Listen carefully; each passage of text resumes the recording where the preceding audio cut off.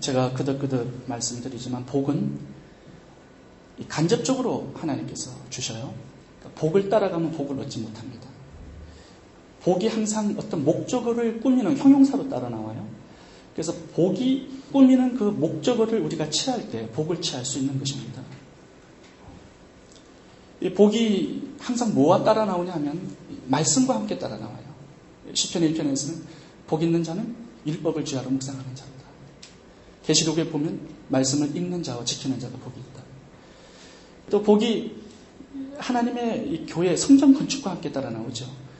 다윗도 성전 건축 때문에 복을 받고 또 솔로몬도 성전 건축을 통하여 복을 받았습니다. 이 하나님께서 주신 부귀영화가 엄청났죠. 자기가 노력해서 얻은 거 아니지 않습니까? 하나님께서 솔로몬에게 나타나서 이렇게 말씀하신 구절이 있어요. 내가 구하지 않은 부와 영광도 내게 주노니. 구하지 않은 부와 영광을 얻는 비결은 하나님께서 사랑하시는, 귀하게 여기시는 교회를 세우는 것에 있다는 것입니다. 마태복음 6장에 와보시면 먼저 그 나라와 그 의를 구하라. 그리하면 이 모든 것을 너에게 더하시리라.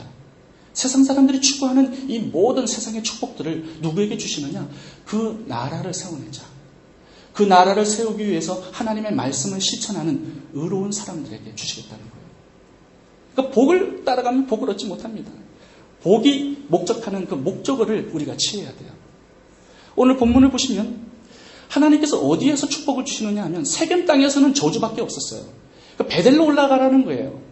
그 베델에서 비로소 하나님께서 축복을 하십니다. 그러니까 하나님께서 주시는 복의 장소를 가야 복을 얻을 수 있다는 거예요. 복이 없는 곳에서 아무리 복을 찾으려고 노력해, 얻으려고 노력해, 그거는 땀만 흘리는 헛수고예요. 하나님께서 주일 성수에도 복을 담아주시고 11조, 구제, 성교, 이런 하나님께서 어떤 특정한 곳에 복을 담아주셨습니다. 그곳으로 가야 돼요. 여러분 오늘 이 주일 예배에 하나님께서 안식일을 거룩히 하여 복을 주셨다고 얘기하고 있습니다. 이 복된 장소를 벗어나서 세상에 나가면 아무리 복에서 땀을 흘려봐요. 비즈니스 해봐요. 복을 얻을 수 없습니다. 복 주신 그 날 속에 들어와야 복을 받을 수 있는 거예요. 그러니까 주일 예배가 굉장히 중요하다는 것입니다. 오늘 본문에 복을 받을 수 있는 세 가지 비결에 대해서 저희들이 말씀을 좀 나누고 싶습니다. 오늘 본문에는 세 가지의 축복의 비결이 있다고 말씀하세요. 그 첫 번째는 축복은 버림에 있다고 말씀합니다. 버림. 무엇을 버려야 할까요? 우상을 버려야 한다고 말씀합니다. 4절을 봐보시면 야곱이 하나님을 섬긴 사람이었어요. 그 가정이 하나님을 잘 섬겼어요. 근데 또 무엇을 섬기고 있어요? 우상들을 섬기고 있었단 말이에요. 여러분, 하나님도 섬기고 우상도 섬겨. 누가 복을 주는 거예요? 왜 우상들을 가지고 있냐면 이 우상들이 나를 복되게 할 수 있다고 믿었기 때문에 그 우상들을 가지고 살았던 거예요. 드라빔이었죠, 우상의 이름이. 근데 그 우상들이 실제로 복을 주었는가? 아니에요. 저주와 불행밖에 주지 않았어요. 왜 딸 디나가 강간을 당해야 되나요? 그 집안에 우상이 있었기 때문이에요. 왜 오늘 본문에 라헬이 죽어요, 일찍? 왜 라헬이 일찍 죽나요? 길에서 객사합니다. 왜 이런 저주가 와요? 드라빔을 가지고 있었기 때문이에요. 삼촌 라반의 집에서 나올 때 유일하게 하나 훔쳐나온 게 드라빔이었어요. 그 아버지가 섬겼던 우상, 드라빔. 여러분, 이 가족들이 전부 다 우상 숭배자가 되었던 그 이유는 라헬 때문에 그래요. 우상의 원흉이에요, 이 라헬이. 그러니까 모든 가족들보다 일찍 길에서 객사합니다.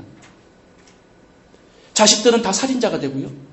이스라엘은 축복은 받았지만 수치와 부끄러움과 치욕을 당합니다. 왜 그래요? 이 집안에 우상이 가득했기 때문에 그래요. 여러분, 베델로 올라가서 하나님의 축복을 받는 비결은 이 세겜의 우상들을 버려야 된다는 거예요. 야곱 가정의 여러 가지 환난과 저주와 이 불행들, 우상들과 무관하지 않습니다. 이 우상들을 버리고 땅에 파묻기 전까지 야곱은 한 발자국도 미래의 축복으로 나갈 수 없었습니다. 여러분, 이스라엘 백성들이 가나안 땅을 향하여 가나안의 축복을 받기 위해서 전진합니다. 여리고 성은 아주 거기서 승리해요. 근데 아이성이라는 작은 성에서 많이 죽어요. 패배합니다. 왜 그래요?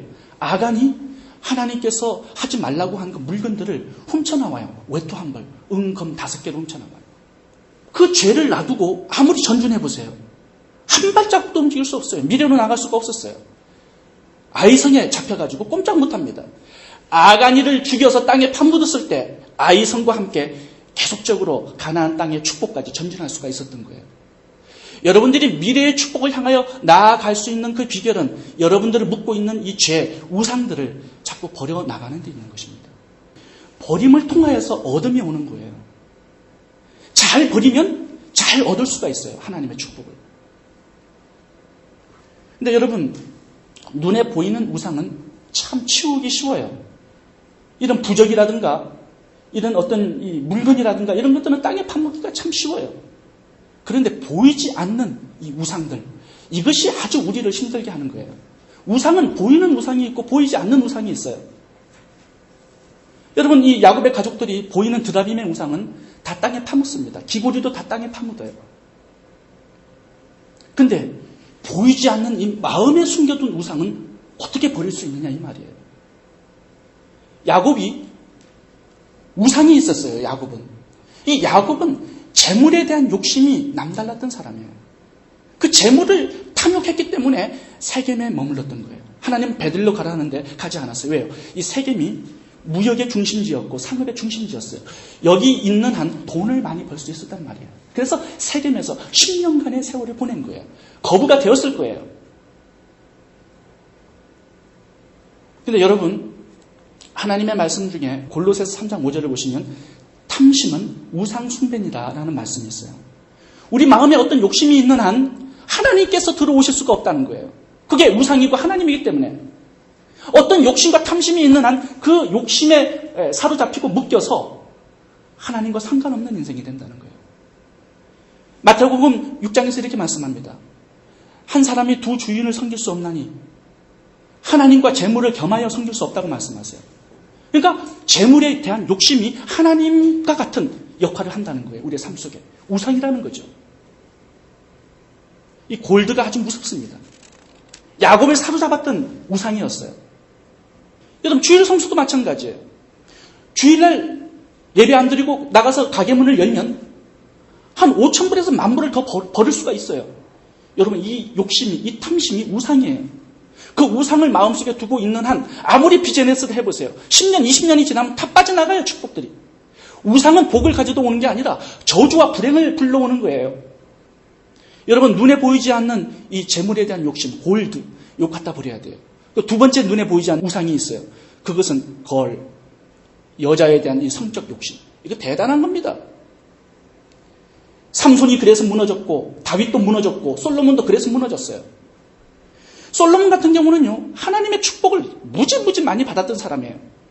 근데 결국 노년에 가서 1000명의 여자들을 하나님보다 더 사랑했어요. 그랬더니 어떻게 됩니까? 하나님께서 그 나라를 빼앗아 신하들에게 주었다고 얘기합니다. 많은 부귀 영화를 받으면 뭐합니까? 우상 숭배할 때 다 날아가 버리는 걸. 그래서 모든 축복은 버리는 것을 잘 버리고 우상을 땅에 파묻을 때 비로소 우리가 누릴 수 있는 것이 바로 축복이에요. 어떤 분은 침례를 받기 전에 그분이 삽을 들고 야산으로 갔어요. 야산에 흙을 파가지고 그 안에 옛날에 절겼던 걸 다 집어넣었어요. 그쪽에 담배, 라이터, 술병, 화토장, 그리고 포르노 잡지들. 그리고 이분이 참 오랫동안 즐겼던 그런 포르노 비디오들이 많이 있었대요. 그걸 전부 다 삽으로 터서 다 야산에다가 집어넣고 그 다음날 주일날 침례를 받았다는 거예요. 이 성적인 욕심과 돈에 대한 욕심은 우상이에요. 이것들이 마음에 있는 한 귀신들을 불러들이고 불행과 저주를 불러들이는 거예요. 땅속에 파묻으라고 말씀하고 있는 것입니다. 여러분, 또 하나 우리가 눈에 보이지 않는 우상이 있어요. 그것은 글로리. 이 명예에 대한 욕심도 아주 우리를 힘들게 하는, 불행하게 만드는 요소입니다. 사울도 이 명예 때문에 망했고요. 아담과 루시퍼도 이 명예에 대한 우상 때문에 망한 사람들이에요. 우리의 마음속에 이 세 가지가 있어요. 골드, 걸, 글로리. 이 세 가지가 눈에 보이지 않는 우상이에요. 여러분, 이 세 가지를 갖다가 치웠을 때 하나님께서는 베델에서 어떤 축복을 주십니까? 우리 성경 구절 같이 읽어보겠습니다. 세 가지의 축복을 주세요. 창세기 35장 10절부터 읽겠습니다. 그의 이름을 이스라엘이라 부르고 명예에 대한 축복을 줘요. 이 글로리를 없애버릴 때 하나님께서 주시는 글로리가 있어요. 이스라엘의 조상이 되잖아요. 이게 글로리예요. 여러분, 두 번째 봅니다. 11절. 왕들이 내 허리에서 나오리라. 후손의 축복을 줘요. 여러분, 성적인 욕심, 이 우상을 버릴 때 거기서 깨끗한 자식들, 존귀한 후손들이 태어나게 하시겠다는 거예요. 후손들의 축복. 세 번째, 12절을 보세요. 땅을 내게 주고. 재물의 축복이에요. 여러분, 이 골드에 대한 우상을 버릴 때 하나님이 주시는 땅, 재물의 축복이 있다는 거예요. 여러분, 내가 이 세 가지를 버릴 때 하나님께서 새로운 세 가지의 축복을 주세요. 골드, 글로리를 버릴 때 하나님께서는 재물, 후손, 명예의 축복을 주시겠다는 거예요. 저는 여러분들이 마음속에 숨겨둔 이 우상들을 갖다 버리고 땅에 파묻고 하나님께서 주시는 이 새로운 축복들을 받아 누리는 사람들이 될 수 있기를 바랍니다. 축복은 버림에 있습니다. 두 번째, 축복의 비결 두 번째는 충성에 있습니다. 작은 일에 충성하는 것, 이것이 축복의 비결이라고 말씀하고 있습니다. 본문 8절을 보겠습니다.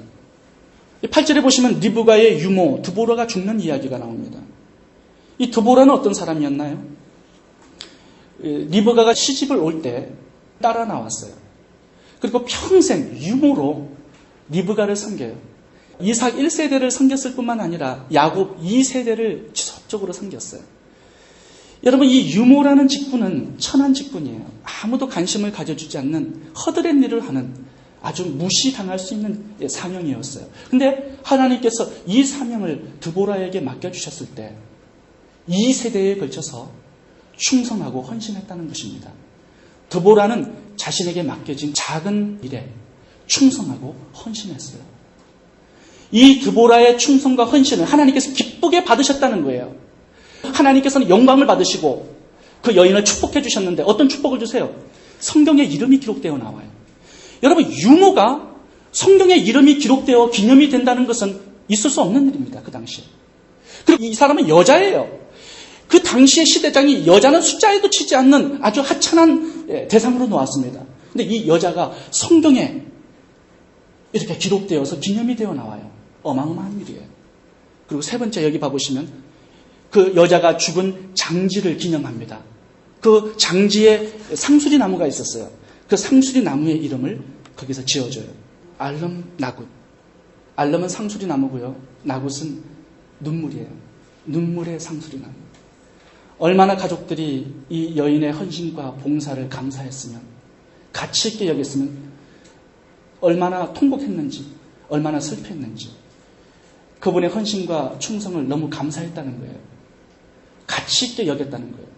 여러분, 이렇게 하나님께서 받으실 만한 그런 아름다운 충성, 사람들이 참 가치 있게 감사히 여길 만큼 이 헌신과 충성, 여러분들의 삶 속에 있는지 한번 살펴볼 수 있기를 바랍니다. 여러분, 오늘날로 말하면 이 드보라의 헌신과 충성은 주워 접는 것일 수도 있어요. 이 의자를 정리하고 쓰레기를 줍는 그런 일이 될 수도 있을 거예요. 기도의 봉사, 또 목회자를 위한 작은 중보기도, 이런 부분들이 드보라의 유모의 사명이 될 수 있을 거예요. 이게 너무 작기 때문에 우리들이 소홀히 할 수 있는 부분들입니다. 하나님은 그런 작은 충성과 헌신들을 기쁘게 영광스럽게 받으시고 우리를 축복하신다는 것이에요. 우리가 지금 6월달 생명의 삶을 묵상하는데 그 본문이 사도행전입니다. 저는 사도행전 1장 1절을 읽다가 참 은혜 받았어요. 거기에는 누가라는 의사가 데오빌로 한 사람을 구원하기 위해서 충성하고 헌신하는 그 봉사의 삶이 나옵니다. 얼마나 많은 전도의 편지를 썼는지 그게 누가복음과 사도행전이 된 거예요. 한 영혼을 구원하기 위한 충성, 헌신, 주님을 위한 봉사였어요. 오랜 세월 동안 한 영혼에게 예수 그리스도를 알려주기 위해서 그렇게 충성하고 헌신하고 봉사한 거예요. 하나님이 이 충성과 봉사들을 모아가지고 성경에 누가복음과 사도행전이 되게끔 만들어 축복해 주신 것입니다. 미래의 축복을 만드는 비결은 간단합니다. 오늘의 작은 사명에 헌신하고 충성하는 것입니다.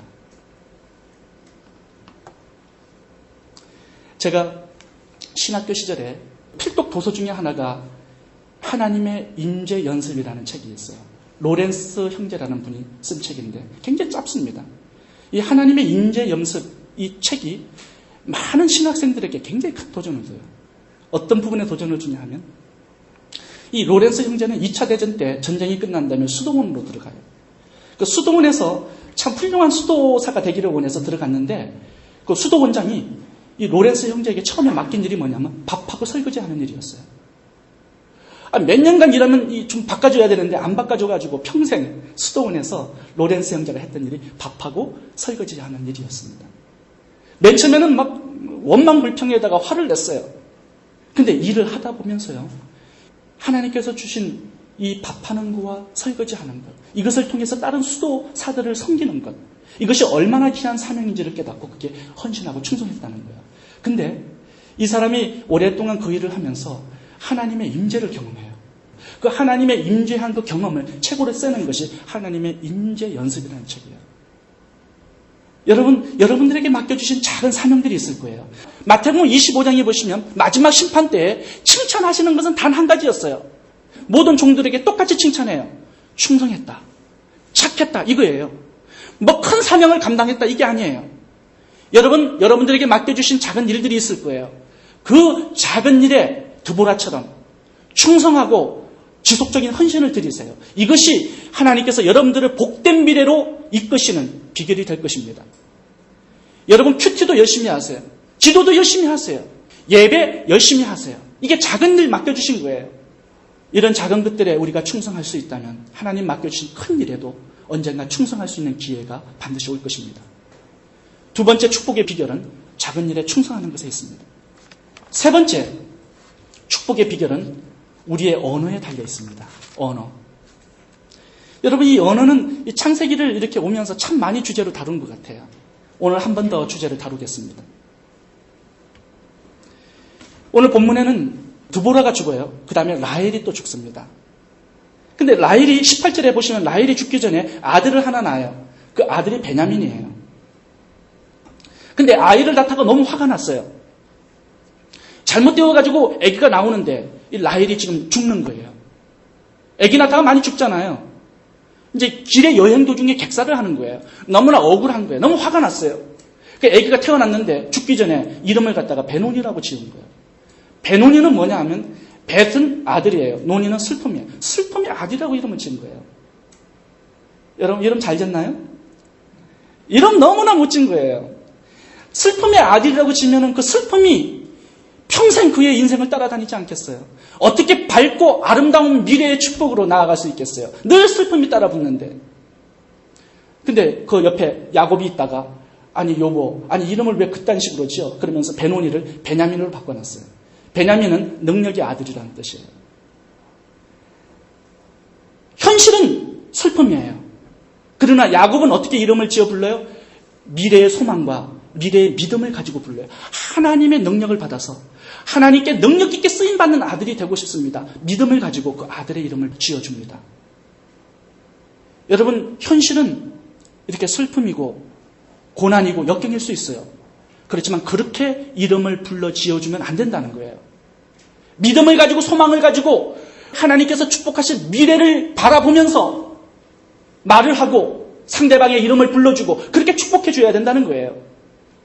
여러분, 말이라는 것은요, 이게 나가가지고 그 사람의 미래를 빚어나가요. 그래서 굉장히 중요한 거예요.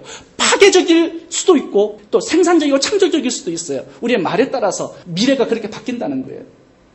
여러분, 노아의 큰 실수는 뭐냐 하면 노아가 술 먹고 말이죠. 벌거벗고 바깥에서 그냥 하체를 드러내놓고 잔 거예요. 술주정을 한 것이죠. 아들 함이 보았다가 다른 형제들에게 비방을 했어요.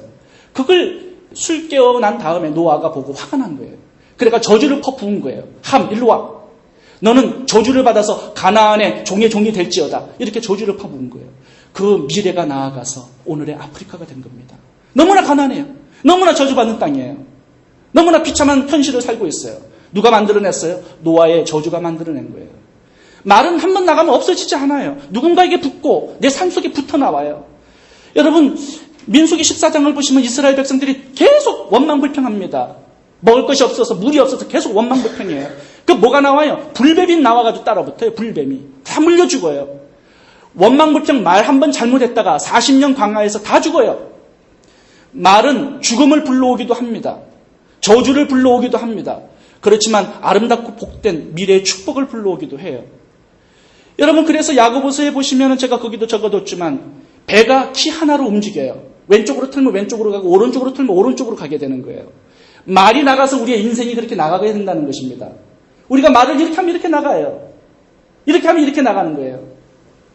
라헬이 왜 죽었어요, 오늘? 창세기 31장에 보시면 라헬이 나를 아들을 낳게 하라. 안 그러면 내가 죽겠노라. 죽음이라는 단어를 쓰니까 이렇게 죽는 거예요. 죽음이 나가서 오늘 34장에서 죽는 거예요. 생명이 나가면 사는 것이고요. 죽음이 나가면 죽는 거예요. 그래서 여러분, 말을 잘 내뱉고 살아야 됩니다. 하나님은 말씀으로 천지를 창조하셨는데 그게 오늘 현실이 된 거예요. 아담은 동물의 이름을 지어줘요. 그 불러준 이름이 동물들의 미래를 결정하게 되었어요. 야고보서에 이런 말씀이 또 있습니다. 이게 말은 불의 세계라는 거예요. 다 태워버린다는 거예요. 이 불이 어디서 나오면 지옥불에서 나온다는 거예요. 우리의 말에 마귀들이 달라붙는다는 겁니다. 모든 것들을 파괴한다는 거예요. 우리의 말 때문에.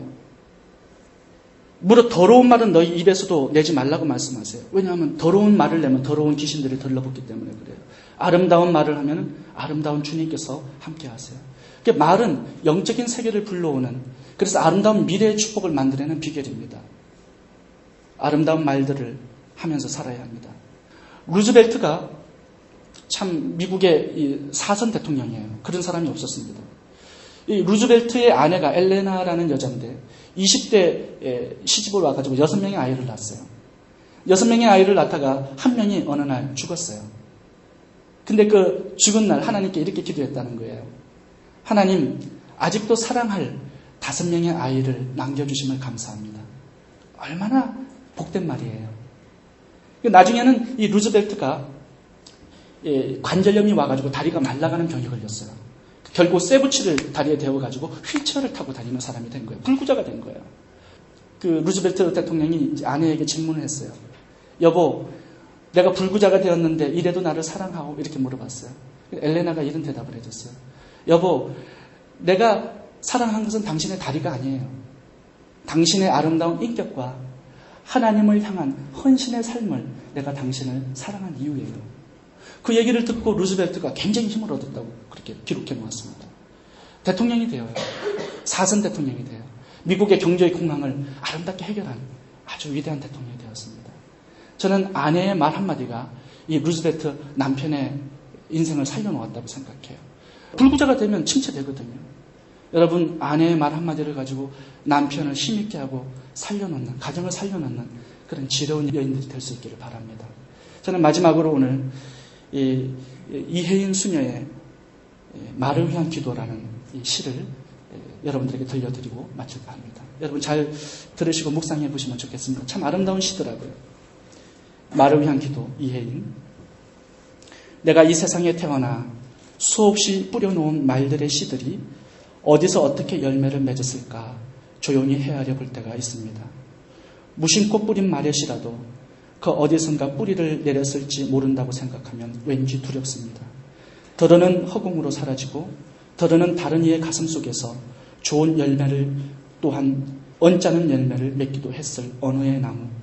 주님, 내가 지닌 언어의 나무에도 멀고 가까운 이웃들이 주고 간 크고 작은 말의 열매들이 주렁주렁 달려 있습니다.